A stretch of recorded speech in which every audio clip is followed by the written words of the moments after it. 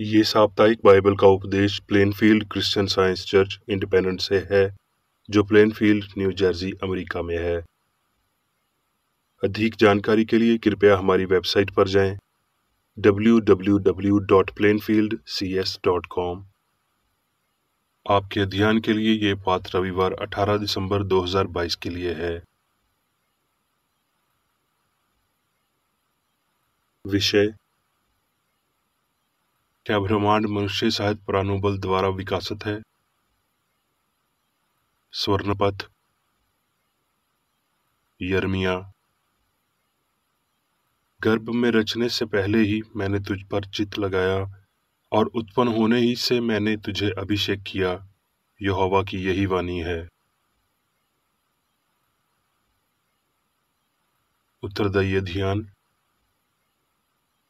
भजन संहिता, अय्यूब। हे प्रभु, तू पीढ़ी से पीढ़ी तक हमारे लिए धाम बना है।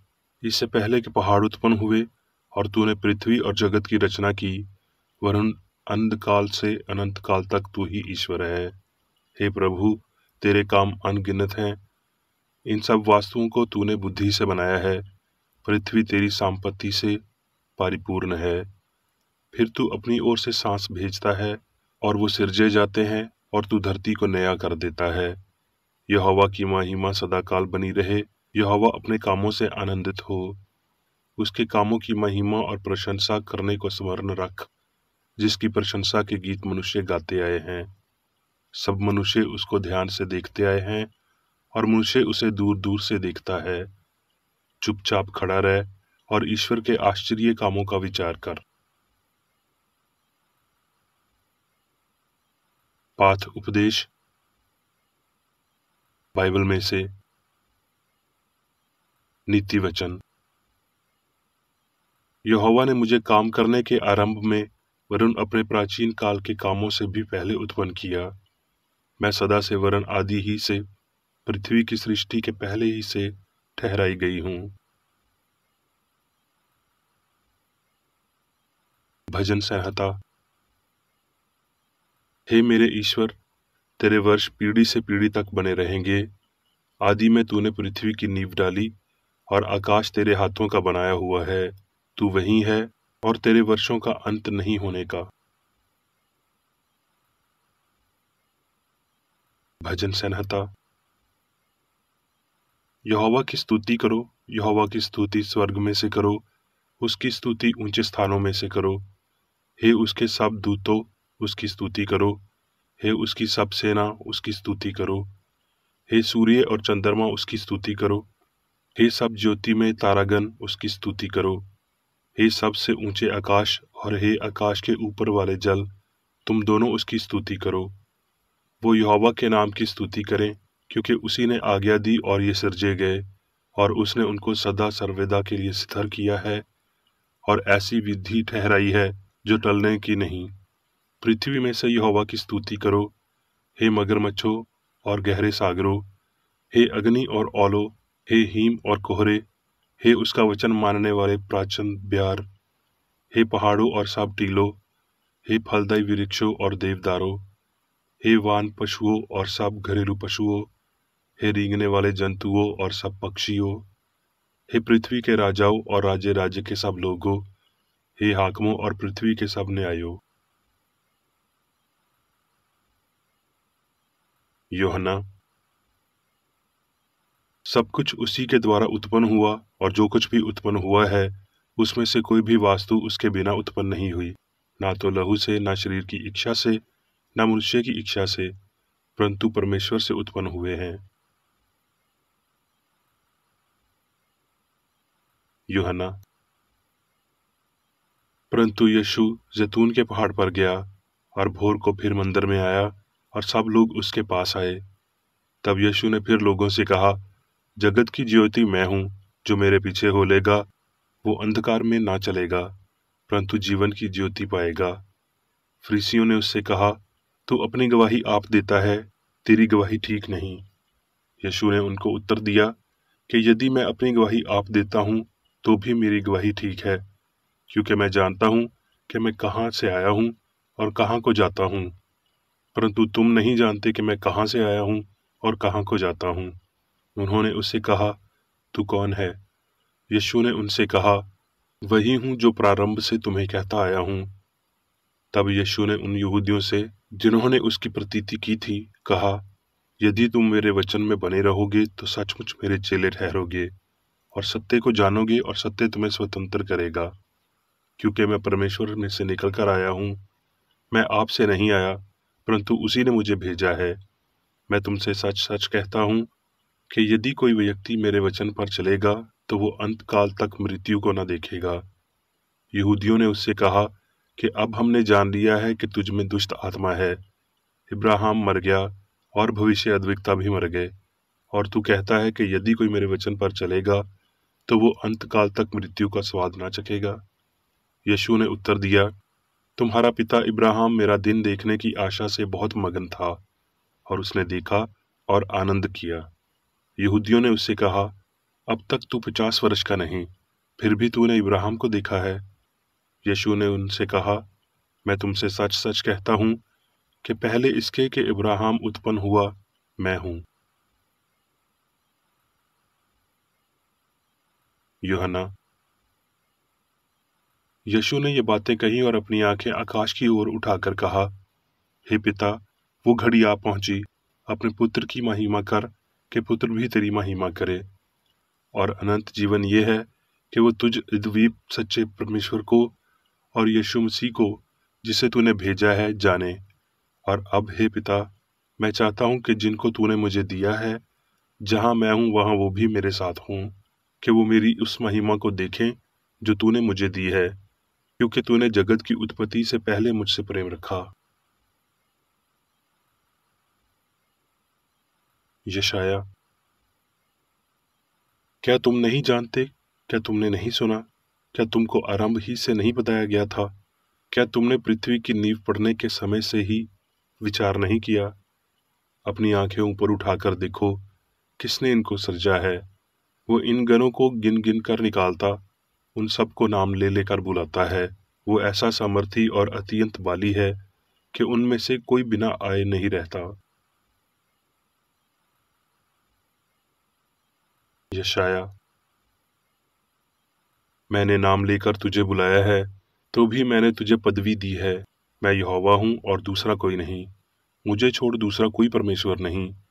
यद्यपि तू मुझे नहीं जानता, तो भी मैं तेरी कमर कसूंगा, जिससे उदयाचल से लेकर अस्ताचल तक लोग जान लेंगे कि मुझ बिना कोई है ही नहीं।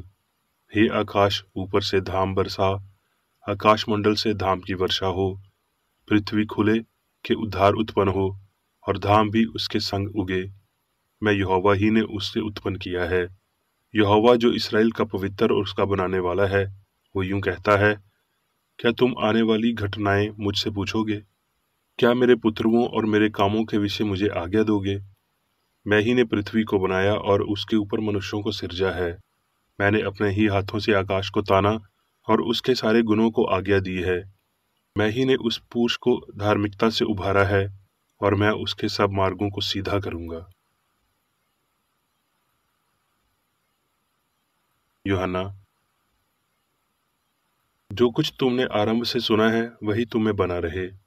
जो तुमने आरंभ से सुना है, यदि वही तुम्हें बना रहे, तो तुम भी पुत्र में और पिता में बने रहोगे। इफसियों। हमारे प्रभु यीशु मसीह के परमेश्वर और पिता का धन्यवाद हो कि उसने हमें मसीह में स्वर्गीय स्थानों में सब प्रकार की आशीष दी है, जैसा उसने हमें जगत की उत्पत्ति से पहले उसमें चुन लिया।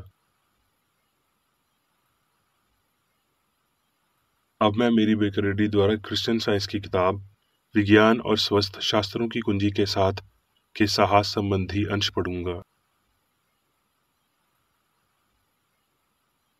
विज्ञान और स्वस्थ।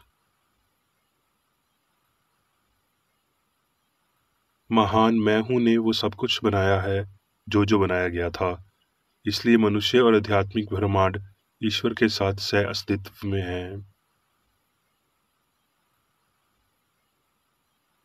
आत्मा प्राण के अलावा कुछ भी जीवन को विकसित नहीं कर सकता, क्योंकि आत्मा सबसे बढ़कर है। आत्मा कहती है, मैं आत्मा हूँ। मनुष्य जिसकी इंद्रियां आध्यात्मिक हैं, मेरी समानता है। वो अनंत समझ को दर्शाता है, क्योंकि मैं अनंत हूँ। पवित्रता की सुंदरता, होने की पूर्णता, अविनाशी महिमा सभी मेरे हैं, क्योंकि मैं भगवान हूँ। मैं मनुष्य को अमृता देता हूँ, क्योंकि मैं सत्य हूँ। मैं सभी आनंद प्रदान करता हूँ और उन्हें शामिल करता हूँ, क्योंकि मैं प्रेम हूँ। मैं जीवन देता हूँ, बिना शुरुआत और बिना अंत के, क्योंकि मैं जीवन हूँ। मैं सर्विस हूँ और सभी को देता हूँ, क्योंकि मैं मन हूँ। मैं सबका पदार्थ हूँ, क्योंकि मैं जो हूँ सो हूँ। सही तरीके के लिए विचार से पहले केवल एक तथ्य होना चाहिए, अर्थात आध्यात्मिक अस्तित्व। यदि भौतिक संगठन के शुरू होने से पहले मनुष्य का अस्तित्व नहीं था, तो वो शरीर के विघातिक होने के बाद अस्तित्व में नहीं रह सकता था। यदि हम मृत्यु के बाद जीते हैं और अमर हैं, तो हम जन्म से पहले जीवित रहे होंगे, क्योंकि यदि जीवन का कभी कोई आरंभ था, तो उसका अनंत भी होना चाहिए, यहाँ तक कि प्राकृतिक विज्ञान की गणना के अनुसार भी। क्या आप इस पर विश्वास करते हैं? नहीं। क्या आप इसे समझते हैं? नहीं। यही कारण है कि आप बयान पर संदेह करते हैं और इसमें शामिल तत्वों को प्रदर्शित नहीं करते हैं। हमें अपने स्वामी की सभी बातों पर विश्वास करना चाहिए।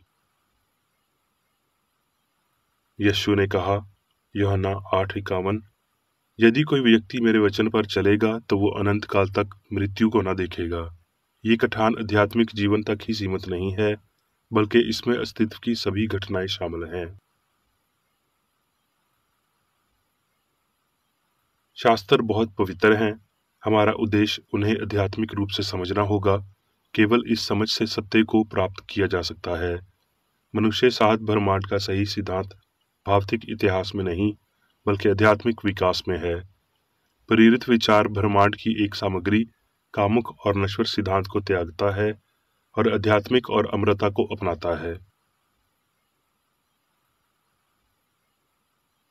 भौतिक के रूप में अस्तित्व का निरंतर चिंतन शुरुआत और अंत के रूप में, और इसके घातिक चरणों के रूप में जन्म, क्षय और विघातन के साथ सत्य और आध्यात्मिक जीवन को छुपाता है और हमारे मांग को धूल में फंसा देता है। यदि जीवन का कोई प्रारंभ बिंदु मौजूद है, तो महान मैं हूं एक मिथिक है। जो जीवन भूर नहीं है, ये अनंत है। अनंत की कोई शुरुआत नहीं है। इस शब्द की शुरुआत ही एकमात्र के संकट के लिए की जाती है, यानी ब्रह्मांड सहती ईश्वर और मनुष्य की अनंत सत्यता और एकता। रचनात्मक सिद्धांत जीवन, सत्य और प्रेम ईश्वर है। ब्रह्मांड ईश्वर को दर्शाता है। ब्रह्मांड मनुष्य की तरह विज्ञान द्वारा अपने दिव्य सिद्धांत ईश्वर से व्याख्या किया जाता है और फिर इसे समझा जाता है। लेकिन जब भौतिक अर्थों के आधार पर समझाया जाता है और विकास, परिपक्वता और क्षय के विषय के रूप में प्रतिनिधित्व किया जाता है, तो ब्रह्मांड जैसे मनुष्य है और होना चाहिए एक रहस्य है। आत्मा सभी चीजों का जीवन, पदार्थ और निरंतरता है। आत्मा उन सभी विचारों में विविधता, वर्गीकरण और व्यक्तिकरण करती है जो उतने ही शाश्वत है जितना मन उन्हें धारण करता है। लेकिन सभी व्यक्तित्वों की बुद्धि, अस्तित्व और निरंतरता में रहती है, जो उसका दिव्य रचनात्मक सिद्धांत है। सड़ा हुआ फूल, मुरझाई हुई कली, धारीदार बलूत, क्रूर जानवर, रोग, पाप और मृत्यु की कला की तरह अप्राकृतिक हैं। वो धरती के मिथ्याया हैं, नश्वर मन की बदलती विक्षेप। वो मन की शाश्वत वास्तविकता नहीं है। नश्वर के लिए ब्रह्मांड त्रिल, ठोस और एक समान है। आध्यात्मिक रूप से व्याख्या की गई चट्टानें और पहाड़ ठोस और भव्य विचारों के लिए खड़े हैं। पशु और नश्वर रूपिक रूप से नश्वर विचार का काम बढ़ाते हैं, बुद्धि के पैमाने पर बढ़ते हैं। मर्दाना स्त्री या नपुंसक लिंग का रूप लेते हैं। स्वर्ग के लिए खुले संघाटन में पृथ्वी के ऊपर उड़ने वाले फवारी मानव और दिव्य सिद्धांत प्रेम की समझ से परे और ऊपर उठने की आकांक्षाओं के अनुरूप हैं। वो कौन है जिसने जीवन, पदार्थ और बुद्धिमत्ता में खतरनाक मान्यताओं को ईश्वर से अलग कर दिया है और ये कह सकता है कि विश्वास की कोई त्रुटि नहीं है। पशु चंबकत्व के दावे को जानते हुए कि सभी बुराई जीवन, पदार्थ और बुद्धि के विश्वास में जुड़ती है, बिजली, पशु प्रकृति और जैविक जीवन, कौन इस बात से इनकार करेगा कि वो गलतियां हैं जो सत्य का सत्यानाश कर देंगी। जिस अनुपात में मनुष्य की सभी वस्तुएं मनुष्य के रूप में खो देती हैं, उसी अनुपात में मनुष्य इसका स्वामी बन जाता है। वो तत्वों की एक दिव्य भावना में प्रवेश करता है और यीशु के धर्म शास्त्र को समझने के रूप में बीमारों को ठीक करने, मृतकों को ऊपर उठाने और लहर पर चलने के रूप में प्रदर्शित करता है। इन सभी कर्मों से यीशु का विश्वास इस बात पर है कि ये जीवन का मध्य अस्थ या अस्तित्व के किसी भी रूप का निर्माण करता हो सकता है। पदार्थ, जीवन, बुद्धि, सत्य और प्रेम जो देवता का निर्माण करते हैं, उनकी रचना से परिलक्षित होते हैं। और जब हम विज्ञान के तत्वों के प्रति शारीरिक इंद्रियों की झूठी गवाही देते हैं, तो हम इस वास्तविक समानता और प्रतिबिंब को हर जगह देखेंगे। भगवान के ब्रह्मांड में सभी कुछ उसे व्यक्त करता है। जब हम क्रिश्चियन साइंस में रास्ता सीखते हैं और मनुष्य के आध्यात्मिक होने को पहचानते हैं, तो हम भगवान की रचना को समझेंगे। पृथ्वी और स्वर्ग और मनुष्य की सभी महिमा है। अब मैं मेरी बेकर रेड्डी द्वारा चर्च मैनुअल में दिए गए 3 दैनिक कर्तव्यों को पढ़ूंगा। दैनिक प्रार्थना। प्रत्येक दिन प्रार्थना करने के लिए इस चर्च के प्रत्येक सदस्य का कर्तव्य होगा, तुम्हारा राज्य आए, ईश्वरीय सत्य, जीवन और प्रेम के शासन को मुझ में स्थापित कर और मुझ पर शासन कर, और तेरा वचन सभी मनुष्यों के स्नेह को समृद्ध कर सकता है और उन पर शासन कर। आदेशों और कर्तव्यों के लिए एक नियम। ना तो दुश्मनी और ना व्यक्तिगत लगाव मदर चर्च के सदस्यों के आदेशों और कर्तव्यों पर लागू करना चाहिए। विज्ञान में दिव्य प्रेम ही मनुष्य को नियंत्रित करता है और एक क्रिश्चियन विज्ञानी प्यार की मीठी सुविधाओं को दर्शाता है। प्यार में डांटने पर, सच्चा भाईचारा, परोपकार और क्षमा में। इस चर्च के सदस्यों को प्रतिदिन ध्यान रखना चाहिए और सभी बुराई दूर करने, भविष्यवाणी, न्याय करने, निंदा करने, परामर्श देने, प्रभावित करने या गलत तरीके से प्रभावित होने से बचने के लिए प्रार्थना करनी चाहिए। कर्तव्य के प्रति सतर्कता। इस चर्च के प्रत्येक सदस्य का ये कर्तव्य होगा कि वो प्रतिदिन आक्रामक मानसिक सुझाव से बचाव करे और भूलकर भी ईश्वर, नेता और मानव जाति के प्रति अपनी कर्तव्य की उपेक्षा नहीं करनी चाहिए। उनके कामों से उन्हें आंका जाएगा और वो उचित या निंदनीय होगा।